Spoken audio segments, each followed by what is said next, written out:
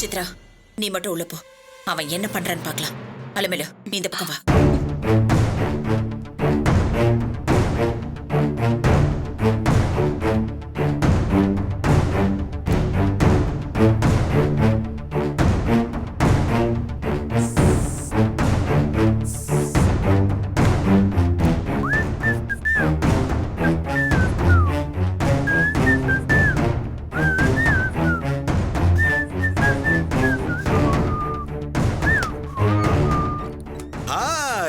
வா வா வா வா உள்ள வா உள்ள வா.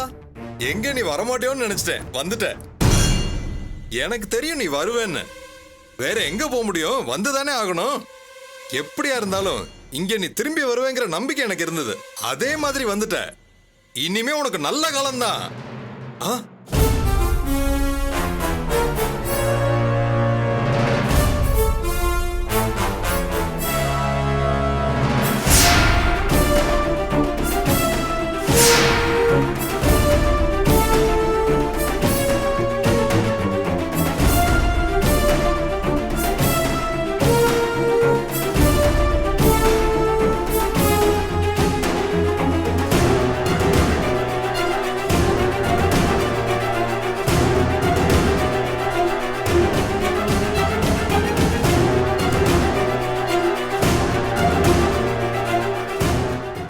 நீ அலமேலு, எல்லாம் வெளியில போங்க போங்க போங்கன்னு சொல்றேன்ல. இருங்க இருங்க. உங்க வீட்டுக்குள்ள நாங்க திருடுறதுக்கோ கொள்ளையடிக்கிறதுக்கோ வரல. உங்ககிட்ட நியாயம் கேட்க வந்திருக்கோம். என்ன சித்ரா, நீ அடியெல்லாம் கூட்டி வந்திருக்கியா? என்ன நினைச்சுக்கிட்டு இருக்க? உனக்கு சம்பளத்தோட சேர்த்து போறப்ப வர்றப்ப அது எதுன்னு கொடுத்துருக்கேன். எல்லாம் மறந்துட்டியா? இருங்க இருங்க. ஏன் பதட்டப்படுறீங்க? நான் இப்ப உங்களை அடிக்கவா போறேன்? என்னது, அடிப்பீங்களா? பயப்படாதீங்க, உங்களை நான் அடிக்கல மாட்டேன். நீ என்ன பெரிய ரவுடியா? எனக்கும் போலீஸ்லாம் தெரியும். கூப்பிடட்டுமா? நானே போலீஸோட தான் வரலான்னு இருந்தேன். இப்போ நீங்களே கூப்பிடுறேன்னு சொல்றீங்க. அதுல எனக்கு ஒன்றும் கஷ்டம் இல்ல. கூப்பிடுங்க கூப்பிடுங்க, போலீஸ கூப்பிடுங்க.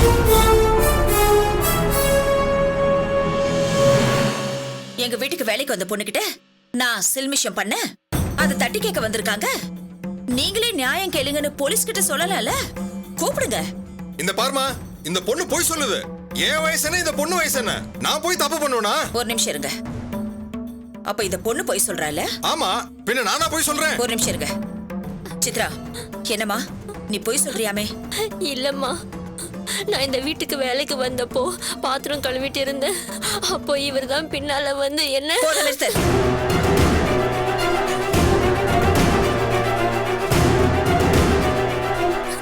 போய் சொல்ற பொண்ணு இவ்வளவு தெளிவா பேசாது.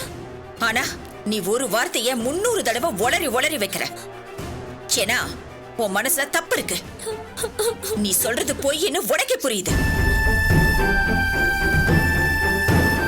என்னங்க பாவம் செஞ்சிட்டோம் நாங்க? சொல்லுங்க.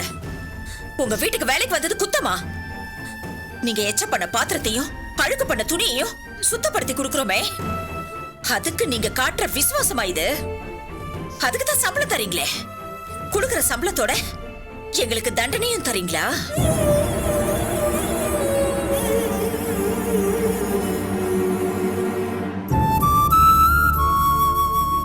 என்னங்க படிச்சது பொண்ணு?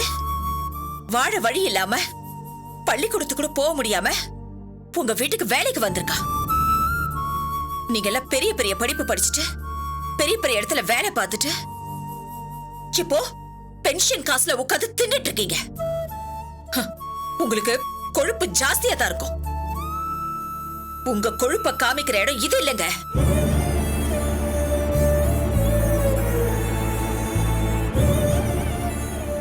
உங்க வீட்டுல இருக்கிற அத்தனை அழுக்கையும் நாங்க தான் சுத்தப்படுத்துறோம். அதுக்காக உங்க மனசுல இருக்கிற அழுக்கையும் தூக்கி ஏன் எங்க மேல வைக்கிறீங்க?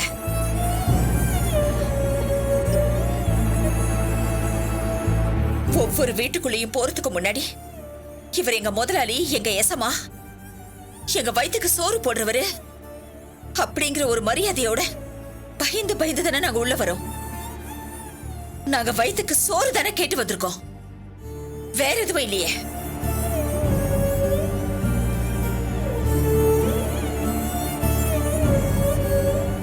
நீங்க கொடுக்கிற சம்பளத்துல தான் வாழறோம். நீங்க கொடுக்கிற சம்பளத்துல தான் சாப்பிடுறோம். நீங்க கொடுக்கிற சம்பளத்துல தான் துணி வாங்கி உடுத்துறோம். உங்க காசுல சாப்பிடுறோன்றதுக்காக எங்களையே நீங்க தின்னணும்னு நினைப்பீங்களா?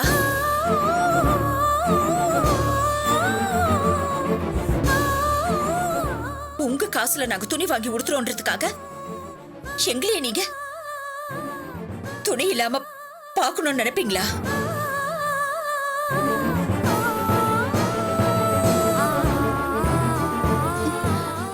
இதெல்லாம் உங்க மனசுக்கு தப்பா தோணாது இல்ல? ஏன்னா நாங்க உங்க வீட்டுல வேலை செய்யறவங்க தான். கூட்டுனா கூட்டுவோம், பெருக்குனா பெருக்குவோம், துவைனா துவைப்போம். அதுக்காக கட்டிலுக்கு வான்னு சொன்னா வந்துருவோம்னு நினைச்சீங்களா?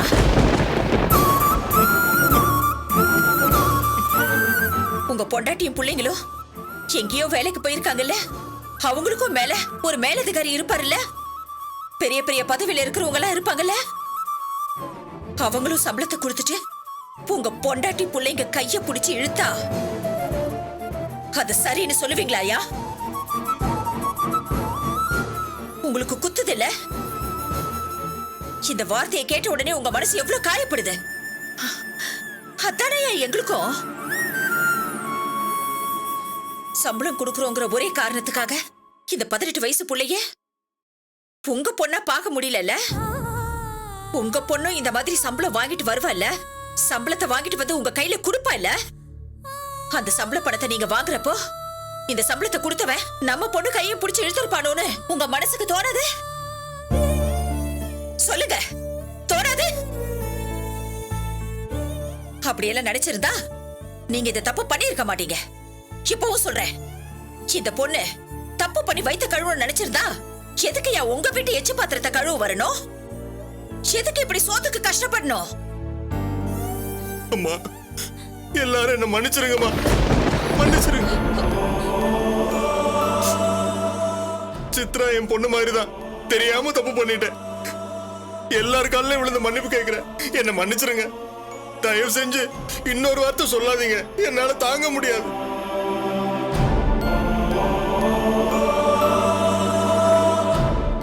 என் கேவலமான புத்தியால என் வயசை மறந்து பண்ண தப்பு இது. உங்க 3 பேர் காலையும் பிடிச்சு கேட்கிறேன், உங்களை கையெடுத்து கும்பிடுறேன், என்ன மன்னிச்சிருங்க. இது போதுங்க, நான் உங்களை நம்புறேன். இப்பவும் சொல்றேன், இந்த பொண்ணு உங்க வீட்டுக்கு தான் வேலைக்கு வரும்.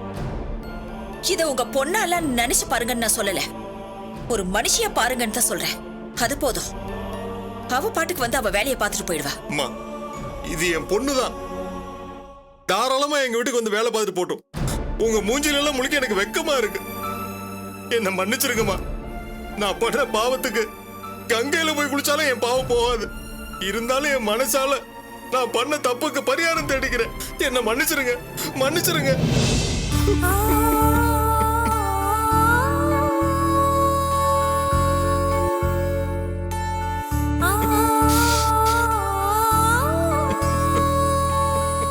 சித்ரா, இனிமே நீ இங்க வரலாம், வேலை பார்க்கலாம். நான் ஒன்னு சொல்லட்டா, இந்த மாதிரி தப்பு நடக்கிறதுக்கு நாமளும் ஒரு காரணம். எப்போ ஒருத்தன் நம்மள தப்பான எண்ணத்தோட தொட வரானோ அப்பவே நாம அவனை கண்டிச்சாதான் நம்ம மேல அவனுக்கு ஒரு பயம் வரும். நாமளே பயந்துட்டோனா அடுத்த தடவை இவளை நாம என்ன வேணாலும் பண்ணலாங்கிற எண்ணம் தான் வரும். பயப்படக்கூடாது. அதுவும் பொண்ணுங்களுக்கு கண்டிப்பா பயம் இருக்க கூடாது. புரிஞ்சுதா? வா போலாம்.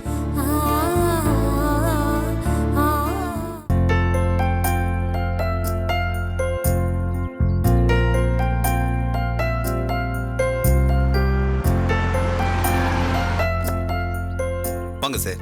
வணக்கம். கொஞ்சம் லேட் ஆயிடுச்சு. பரவாயில்ல சார், அவர் வர இன்னும் 10 நிமிஷம் ஆகும் சார். டிராபிக்ல மாட்டிக்கிட்டேன், எங்க லேட் ஆயிடுமோன்னு பரபரப்பா வந்தேன். பரவாயில்ல, வாங்க வாங்க.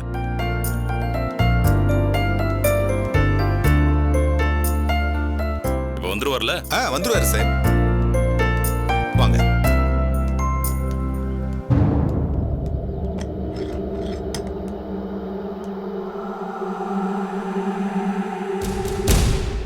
என்ன சார் ரொம்ப டென்ஷனா இருக்கீங்க? என்னென்ன 4 வருஷமா இந்த கான்ட்ராக்டுக்காக நான் போராடி இருக்கேன்ல. ஏன் டென்ஷன் ஆகுறீங்க? அந்த ஆபீசர் உங்க மேல நல்ல அபிப்பிராயம் வச்சிருக்காரு. இந்த கான்ட்ராக்ட் உங்களுக்கு தான் கிடைக்கும், கவலைப்படாதீங்க. கிடைக்கணும்யா. 4 வருஷமா இந்த ஆபீசர் கிட்ட நேர்மையா இருந்திருக்கேன். இந்த கான்ட்ராக்ட் மட்டும் எனக்கு கிடைக்காம கையை விட்டு போயிடக்கூடாது. இன்னைக்கு பேசி முடிக்கிறோம், நாளைக்கு அக்ரிமெண்ட்ல சைன் பண்றோம். இது மட்டும் நடக்குதா இல்லையான்னு பாருங்க.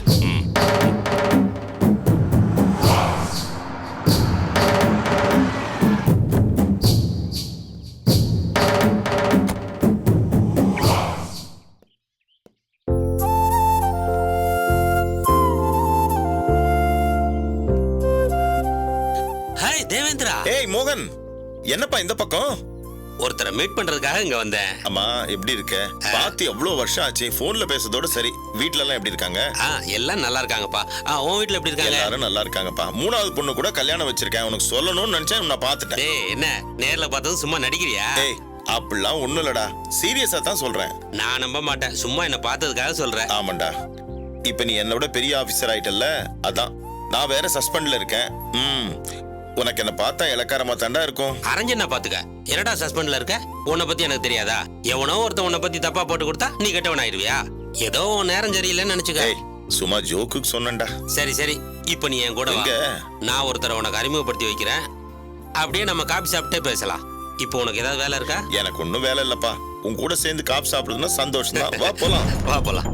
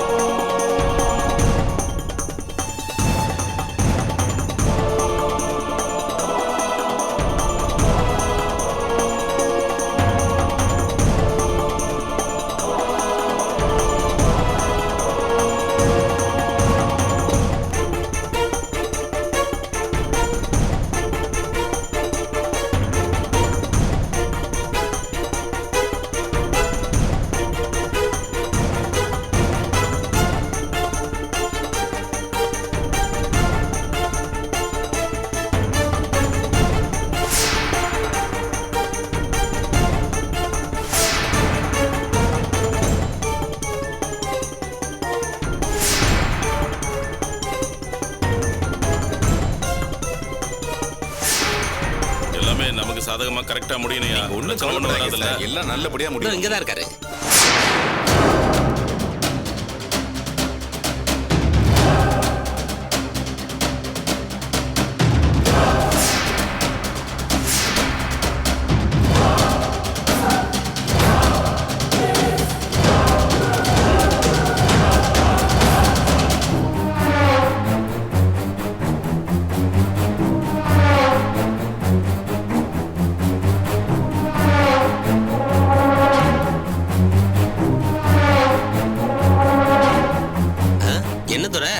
பாக்குறீங்க? ஒண்ணும் இல்ல சார். அப்புறம் எப்படி இருக்கீங்க? நல்லா இருக்கேன் சார். வீட்ல எல்லாரும் சௌக்கியமா? நல்லா இருக்காங்க. அம்மா எப்படி இருக்காங்க? அம்மா ரொம்ப சௌக்கியமா இருக்காங்க. உட்காருங்க சார். இருக்கட்டும் இருக்கட்டும். அப்பா தேவேந்திரன் உட்காரு. பரவாயில்ல, இருக்கட்டும்பா. அப்புறம் இவர் என் ஃப்ரெண்டு தேவேந்திரன், செக்ரட்டரியேட்ல தான் ஒர்க் பண்றாரு.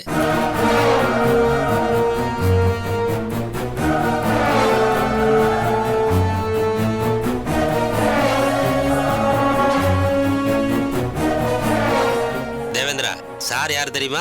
இவர் பேரு துரை. கிட்டத்தட்ட 2-3 வருஷமா இந்த ப்ராஜெக்டுக்காக என்ன ஃபாலோ பண்ணிட்டு இருக்காரு. நானும் இவருடைய சின்சியாரிட்டி எப்படி இருக்குன்னு பாக்குறதுக்காக வெயிட் பண்ணேன். ரொம்ப ஜெனியூன் பர்சன்.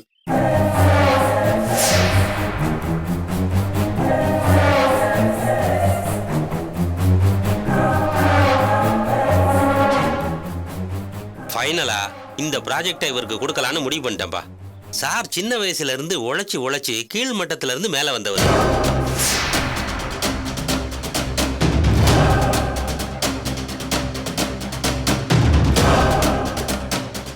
கீழே இருக்கவங்கள நம்மள மாதிரி ஆபீசர்ஸ் தானே கை கொடுத்து தூக்கி விடணும். என்ன சொல்ற? கரெக்ட்.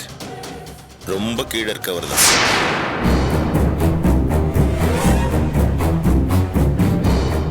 மோகன், இந்த மாதிரி ஆளுங்களை நம்பி கை கொடுத்துறாத. மேல இருக்க உன்னையும் கீழே இழுத்து விட்டுருவாங்க.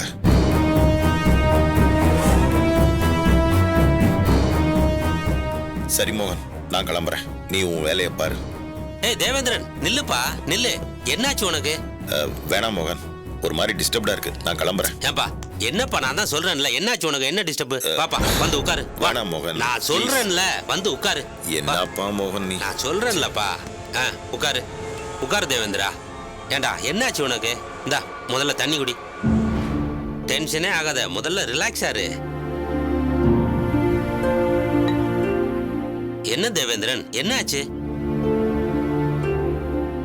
எந்த துரோகி அடி மனசுல ரம்பம் வச்சு அறுத்தானோ, யார நான் சாகர வரைக்கும் பார்க்க கூடாதுன்னு நினைச்சனோ, அவன் முன்னாடி என்ன உட்கார வச்சுட்ட.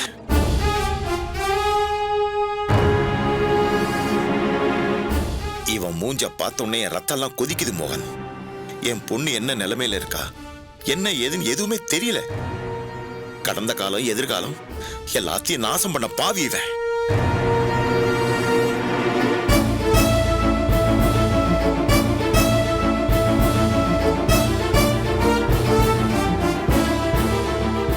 என்ன தேவேந்திரன் சொல்ற? இவனை போய் நல்லவன் சொல்றிய? இவனெல்லாம் நம்பாத. ஈர துணியை போட்டு கழுத்தறுத்துருவான், துரோகி. நான் சஸ்பெண்ட் ஆனதுக்கும் என் பொண்ணு வாழ்க்கை நாசமா போனதுக்கும் காரணமே இவன் தான், துரோகி.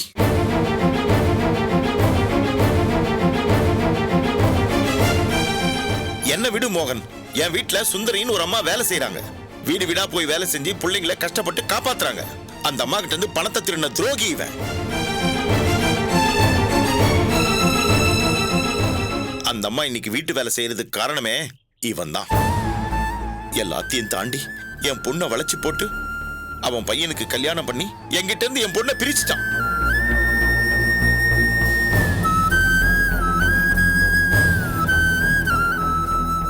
எப்படி வளர்த்தம் தெரியுமா என் பொண்ணு?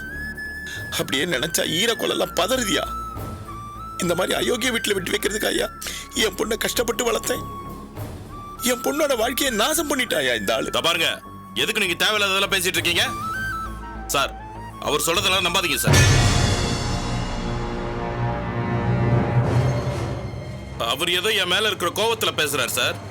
உண்மை என்ன நான் சொல்றேன். என் பையனை அவர் பொண்ணு லவ் பண்ணுச்சு. 2 பேரும் காதலிச்சதுனால சேர்த்து வச்ச. இதெல்லாம் ஒரு குத்தமா சார்?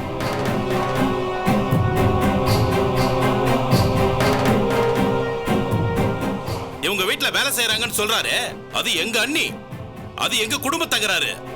எங்களுக்குள்ள சொத்து தகராறு நாங்க பிரிச்சுக்கிறோம்.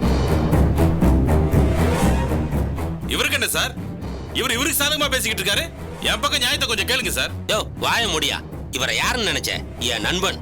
எத்தனை வருஷம் பழக்கம் தெரியுமா? முந்தானத்து வந்த நீ இவரை பத்தி சொன்னா நம்பிடுவேன் நினைச்சியா? நான் ஒரு கையெழுத்து போட்டேன்னு வச்சுக்க, கவர்மெண்ட்ல உனக்கு எந்த கான்ட்ராக்டும் கிடைக்காது. இப்போ உனக்கு இந்த கான்ட்ராக்டும் கிடையாது. போயா சார். போன் சொல்றேன்ல. கோபப்படாதீங்க வக்கீல் சார், இவரை கூட்டிட்டு போங்க. போங்க வாங்க சார். தேவேந்திரன், கவலைப்படாதப்பா. தைரியமா இரு, எல்லாம் நல்லபடியா நடக்கும்.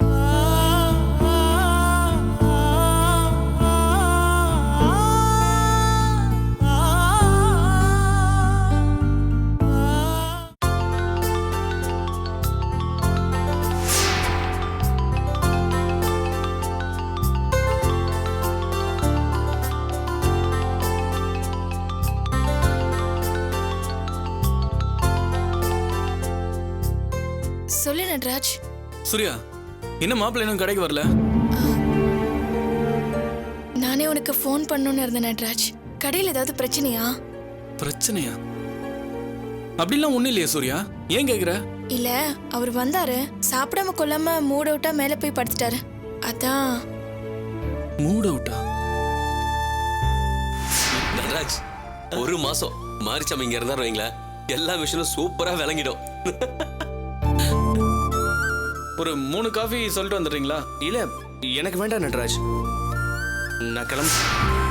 ஓ, அதை கேக்குறியா? அதான் காரணமா? சரி சரி, விடு விடு. என்னாச்சுரா?